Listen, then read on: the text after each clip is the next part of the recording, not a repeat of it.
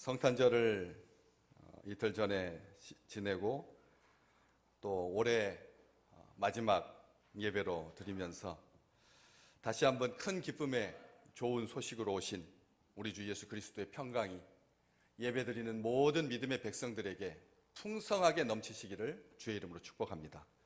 한 해 동안 코로나 가운데서 사시느라고 정말 수고하셨습니다.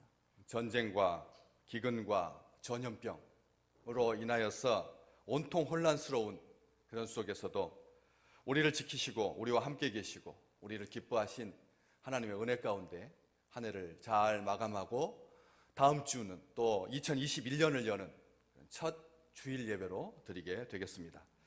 목자들이 천사로부터 큰 기쁨의 좋은 소식을 들었지요. 오늘 2장 보고 계시는데 10절 말씀, 오늘 다윗의 동네에 너희를 위하여 구주가 나셨으니 곧 그리스도 주시니라. 가장 큰 기쁨의 좋은 소식, 목자들은 베들레헴에 빨리 가서 사람들에게 그 소식을 전합니다. 천사가 너희가 가서 강보에 쌓여 구유에 뉘어 있는 아기를 보리니 이것이 너희에게 표적이니라, 이렇게 말하고 호련히 수많은 천군이 그 천사들과 함께 하나님을 찬송하면서 지극히 높은 곳에서는 하나님께 영광이요 땅에서는 하나님이 기뻐하신 사람들 중에 평화로다 하고 천사들이 떠나서 하늘로 올라가니까 목자들이 서로 말하면서 이제 베들레헴으로 가서 주께서 우리에게 알리신 바 이 이루어진 일을 보자 하고 빨리 갔다. 그래서 마리아와 요셉과 구유에 누인 아기를 찾아서 보고 천사가 자기들에게 이 아기에 대하여 말한 것을 전했다. 이 말 당연히 천사가 말한 대로 되겠지, 귀찮게 뭐 굳이 거기까지 가가지고 확인할 필요가 있겠는가, 그런 일에 나는 별로 관심이 없다 하지 않았습니다. 목자들은 마리아와 요셉과 그리고 구유에 누워있는 아기 예수님을 만났고 천사가 자신들에게 말해준 것을 다 전했습니다. 목자들은 자기들에게 주어진 사명을 충실히 감당했고 놀라운 복음의 첫 증인이 된 것입니다. 특별히 누가는 목자들의 반응에 대해서 동사를 연거푸 사용하면서 그들의 행동을 생동감 있게 전하고 있습니다. 목자들은 서로 말했다, 빨리 갔다, 아기를 찾았다, 그 아이를 보았다, 그리고 자기들이 아기를 찾아오게 된 이유를 사람들에게 전했다. 그들은 하나님의 말씀을 들었습니다. 그들은 그 들은 말씀을 믿었습니다. 그들은 그 들은 말씀이 이루어짐을 보았습니다. 그들은 말씀을 전했습니다. 그렇게 그들은 하나님의 말씀에 반응했습니다.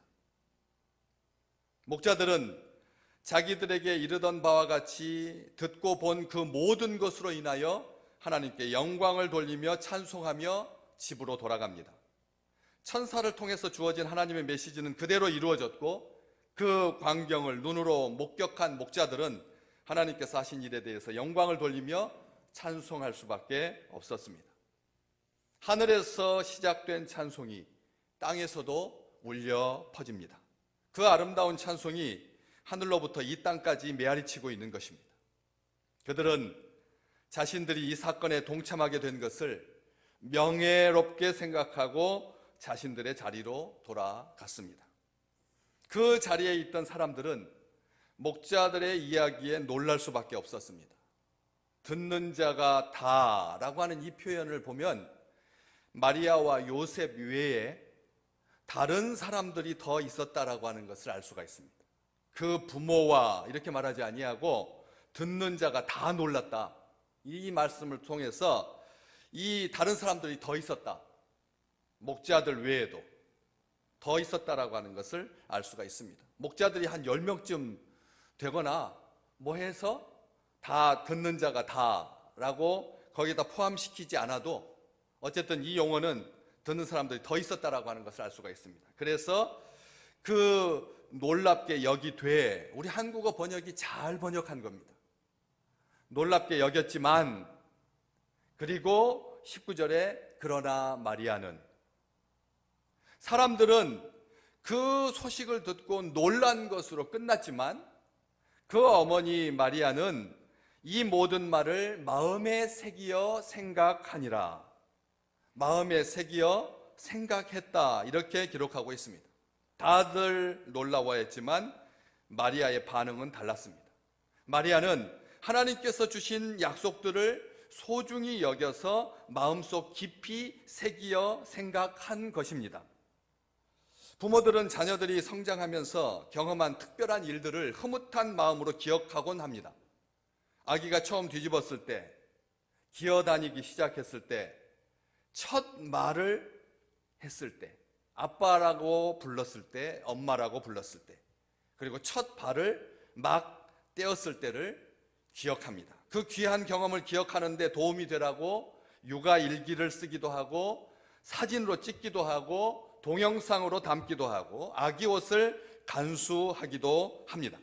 마리아는 1장에서부터 천사가 자기에게 아기 예수를 잉태하게 될 것이다 라고, 마리아여 무서워하지 마라, 내가 하나님께 은혜를 입었느니라, 보라 내가 잉태하여 아들을 낳으리니 그 이름을 예수라 해라, 그가 큰 자가 되고 지극히 높으신 이의 아들이라 일컬어질 것이고 주 하나님께서 그 조상 다윗의 왕위를 그에게 주실 것인데 영원히 야곱의 집을 왕으로 다스리실 것이고 그 나라가 무궁하리라.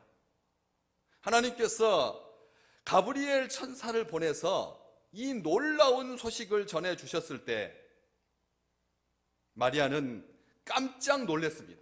깜짝 놀랐습니다. 그러면서도 이 가브리엘이 마리아에게 은혜를 받은 자여 평안할지어다, 주께서 너와 함께 하시도다 라고 하는 인사말에서 벌써 놀랐습니다. 뒤에 이어지는 태중에 있는 아기 때문에 놀란 것이 아니라 인사말 때문에 놀랐습니다. 도대체 이 말이 무슨 인사인가 해서 어찌민가 놀라면서 생각했다. 1장 29절에 생각했다라고 기록되어 있습니다. 나중에 아이가 자라서 함께 유월절을 지키기 위해서 예루살렘에 올라갔을 때 성전에서 아이를 두고 그리고 사흘 만에 다시 만났을 때 아들 예수가 부모에게 한 말입니다. 어찌하여 나를 찾으셨나이까? 내가 내 아버지 집에 있어야 될 줄을 알지 못하셨나이까? 2장 49절. 그렇게 했을 때 당장은 그 말을 깨닫지 못했지만 마리아는 이 모든 말을 마음에 두었다. 마음에 두었다. 이렇게 기록하고 있습니다. 말씀을 간직하고 되새기며 생각했다. 잊지 않았다는 뜻인데 이 새기어라고 하는 말은 굳게 붙잡다라는 뜻입니다. 새겼다라고 하는, 말씀을 새겼다라고 하는 말은 굳게 붙잡다라는 뜻입니다. 생각하다라고 하는 것은 문맥 속에 둔다, 연관 짓는다, 숙고한다. 우리 한국어에서는 생각한다라고 하는 말이 그냥 단순하게 생각하는 개념이지만 누가가 이 말을 썼을 때는 숙고한다라고 하는 뜻을 가득 담아서 쓰고 있습니다. 게다가 미완료형으로 되어 있어서 마리아가 이 사건들에 대해서 지속적으로 숙고했다라고 하는 것을 알 수가 있습니다. 마리아는 목자들의 말을 소홀히 여기지 않았습니다. 우리 주변에 있는 사람들, 사실 목자들이 자기 양떼를 쳤다 해서 우리가 그냥 자꾸 깎아내리려고 합니다. 남의 양을 위임받아서 그 추운 날 바깥에서 오들오들 떨면서 잠도 못 자고 그렇게 자기의 직무에 충실했다. 우리는 어떻게라도 목자들을 선대하고 높이려고 하지만 다윗 이후로 목자들의 삶은 높은 데 있지 못했습니다. 계속 떨어졌습니다. 그러다가 급기야는 어디까지 떨어졌냐면 재판정에서도 효력이 인정받지 못하는, 그들의 증언은 재판에서도 가치를 갖지 못하는 그런 아주 낮은 사람, 도둑질 잘하는 사람, 그런 험악한 일 하는 사람 해서 별로 귀하게 생각하지 않았거든. 대제사장이 바리새인 중에 수장이 사두개인 중에 한 사람이 아니면 사내들인 공회의 의원이 와가지고 마리아 부모 앞에서 그렇게 말한 것을 마음에 새기어 생각한 것이 아니라 목자들이 말한 것을 소홀히 여기지 아니하고 그 말들을 자세히 헤아려 보았다. 마음에 고이 간직했다. 마음속에 곰곰이 되새겼다. 말씀을 마음에 담아두고 생각하고 생각했다. 신기하고 놀랍게 여기는 것으로 끝나지 않았다. 그냥 흘려 듣지 않았다. 단지 감정적으로 잠시 흥분했다가 만 것 아니다. 누가는 그렇게 기록하고 있는 것이죠. 꿈쟁이 요셉, 형제들에게, 아버지에게 기회만 되면 자기 꿈 이야기하고, 그리고 해와 달과 별들이, 곡식단들이 자기한테 절하더이다. 그 말을 했을 때 형들은 시기했습니다. 그렇지만 아버지 야곱은 그 예언적 꿈을 마음에 새기어서 간직합니다. 창세기 37장 11절. 그의 형들은 시기하되 그의 아버지는 그 말을 간직해 두었더라. 아멘. 간직해 두었습니다. 마음에 새겼다는 뜻입니다. 마음에 보관했다는 뜻입니다. 잊어버리지 않았다는 것입니다. 예레미야서 31장 33절. 내가 이스라엘 집과 맺을 언약은 이러하니 곧 내가 나의 법을 그들 속에 두며 그들의 마음에 기록하여 나는 그들의 하나님이 되고 그들은 내 백성이 될 것이라. 여호와의 말씀이니라. 하나님께서 우리 마음에 하나님의 법을 두고 우리의 마음에 그 말씀을 기록하신다. 그래서 나는 그들의 하나님이 되고 그들은 내 백성이 될 것이다. 여호와의 말씀입니다. 성경에 기록된 모든 약속의 말씀이 반드시 이루어질 줄을 믿고 마음판에 간직하여 새기시기를 주의 이름으로 축복합니다. 잠언 3장 3절. 진리가 내게서 떠나지 말게 하고 그것을 내 목에 매며 내 마음판에 새겨라. 잠언 7장 3절. 이것을 내 손가락에 매며 이것을 내 마음판에 새겨라. 왜요? 이 마리아가 마음판에 새기어 생각한, 마음판에 기록한, 고이 간직한 그런 그 당시는 이 세상에 하나님의 말씀이 끊긴 시대였습니다. 하나님의 말씀이 희귀한 시대였습니다. 사사시대 말기 엘리가 제사장으로 하나님을 섬기고 있을 때 그 시대의 영적 상황과 너무나도 똑같은 그런 상황이 마리아 시대 때도 벌어지고 있었습니다. 사무엘상 3장 1절. 아이 사무엘이 엘리 앞에서 여호와를 섬길 때에는 여호와의 말씀이 희귀하여 이상이 흔히 보이지 않았더라. 아멘. 여호와의 말씀이 희귀하면 이상이 흔히 보이지 않는다. 하나님의 말씀이 희귀한 시대, 그래서 하나님의 이상, 하나님의 비전입니다.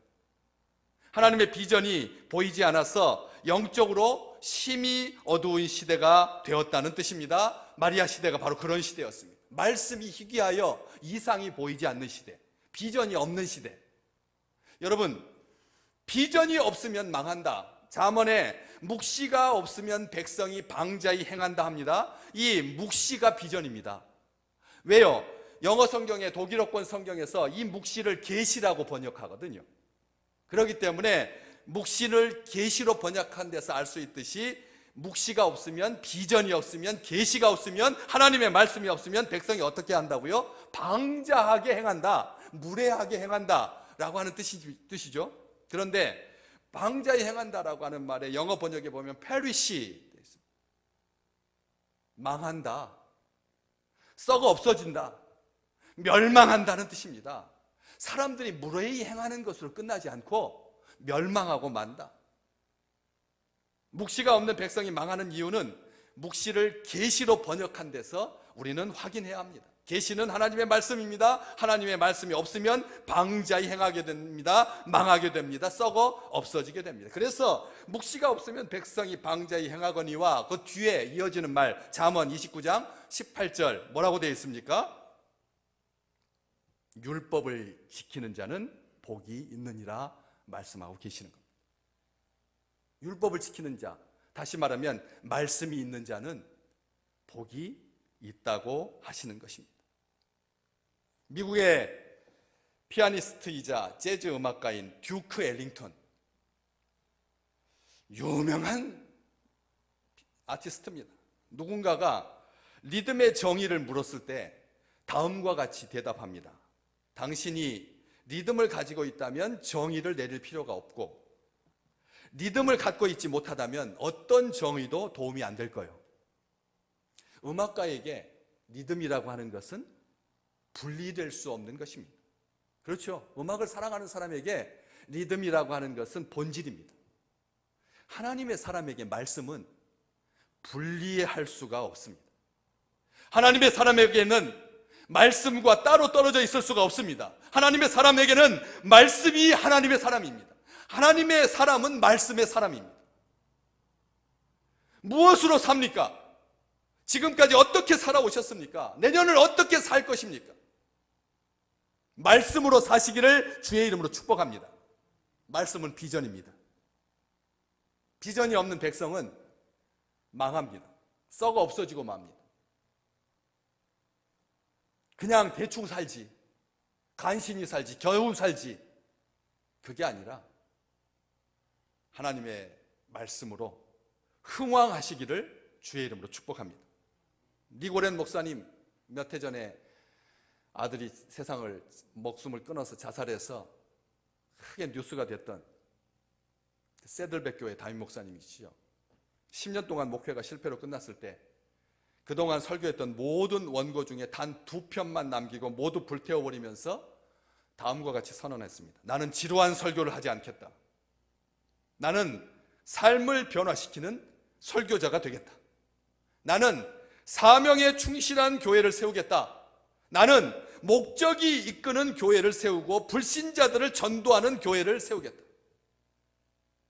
한마디로 본질, 비전, 묵시, 하나님의 말씀에 충성한 것입니다.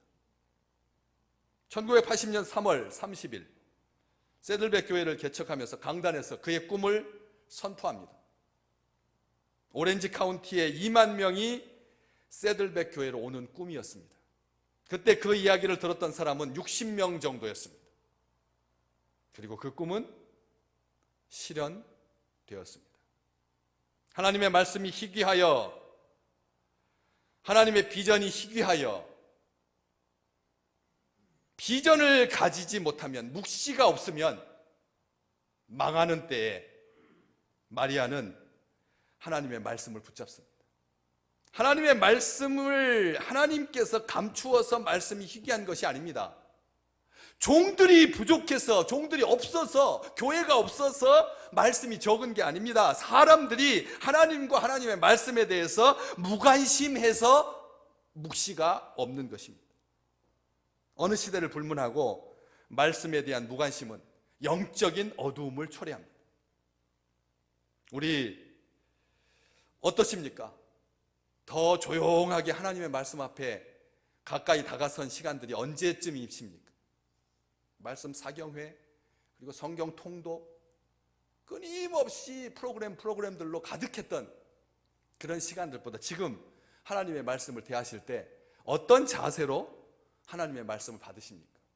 가정에서 이 예배를 드리고 계신 귀한 성도들이여, 여러분들에게 하나님의 말씀은 어떤 의미입니까? 마리아는 하나님이 주신 말씀에 반응했습니다. 마음속 깊숙한 곳에 새겼습니다. 그녀는 예수를 잉태하기 전에 하나님의 말씀을 먼저 잉태했습니다. 품었습니다. 하나님의 말씀을 경청한 것입니다. 진리의 말씀을 소리하지 않은 것입니다. 하나님의 은혜는 하나님이 주신 말씀을 가볍게 여기지 않는 사람에게 임하게 되어 있습니다.